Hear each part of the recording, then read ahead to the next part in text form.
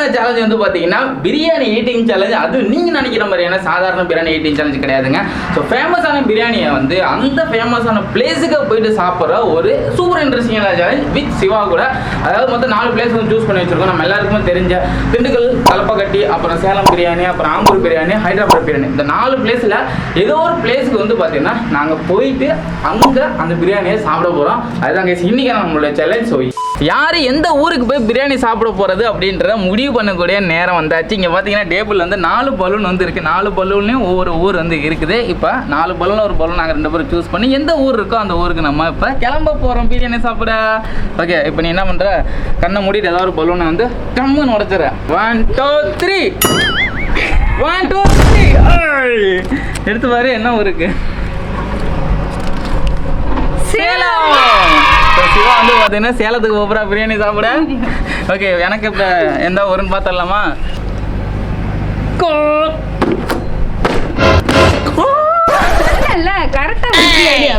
இது அழகா உடைக்கிறோம்.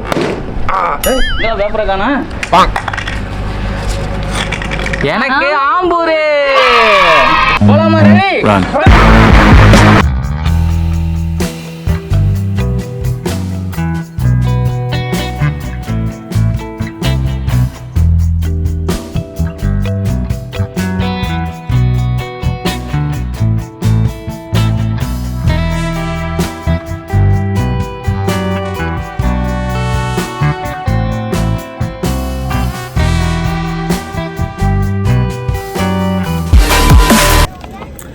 So guys, இப்போ நம்ம வந்து ஆம்பூர் நோக்கி போயிட்டுருக்கோம். ஹாய் ஃப்ரெண்ட்ஸ், நான் வந்துட்டேன். சேலம் ரீச் ஆகிட்டேன். ஜஸ்ட் நோ இப்போ தான் சேலம் ரீச் ஆனேன். இப்போது நெக்ஸ்ட்டு வந்து சேலம்லேயே வந்து ஆர்ஆர் பிரியாணி ஷாப்பை வந்து இன்னும் எனக்கு தெரியல. இனிமேல் தான் கூகுளில் தேடிட்டு அந்த ஷாப் போயிட்டு நான் உங்கள்கிட்ட காமிக்கிறேன்.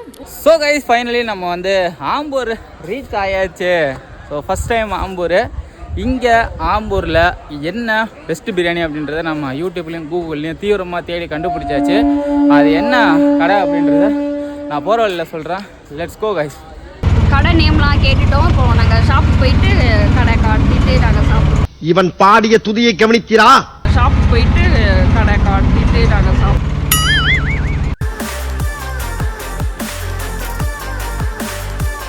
ஹாய் காய்ஸ், நான் சேலம் வந்துட்டேன். சேலம் ஆர்ஆர் பிரியாணி ஷாப்புக்கும் வந்துட்டேன். உள்ளே போயிட்டு பிரியாணி ஆர்டர் பண்ணி சாப்பிட்டுட்டு நான் என் சேலஞ்சை கம்ப்ளீட் பண்ண போகிறேன்.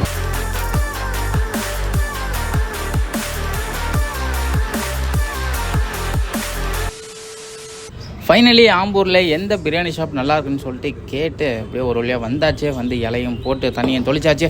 ஓகே, பிரியாணி வரட்டும், எப்படி இருக்குன்னு பார்க்கலாம். அவ்வளோதான், இலை போட்டாச்சு. இனிமேல் பிரியாணி வந்துடும். நான் சாப்பிட்டு ரிவ்யூ சொல்கிறேன்.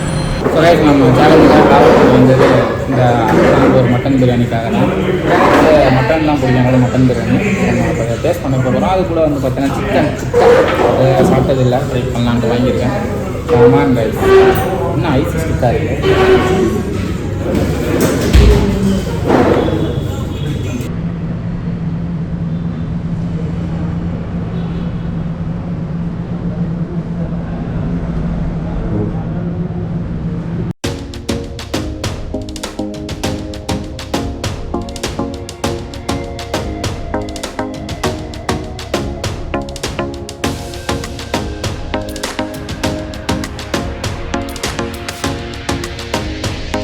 வாழ்க்கையில் இந்த மாதிரி டேஸ்ட் நான் கூட சாப்பிட்டதே கிடையாது.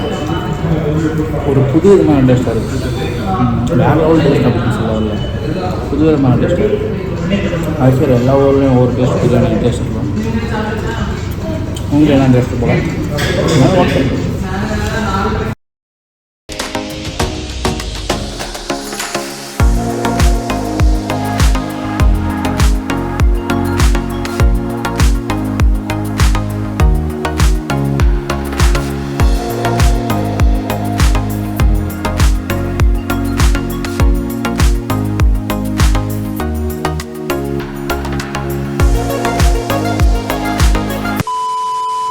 गाइस फाइनली நம்மளோட பிரியாணி சேலஞ்சை கம்ப்ளீட் பண்ணிட்டு வீட்டுக்கு வந்தாச்சு. இப்போ எங்களுடைய டிராவல் எக்ஸ்பீரியன்ஸ் உங்கள்கிட்ட நாங்கள் ஷேர் பண்ண போகிறோம்.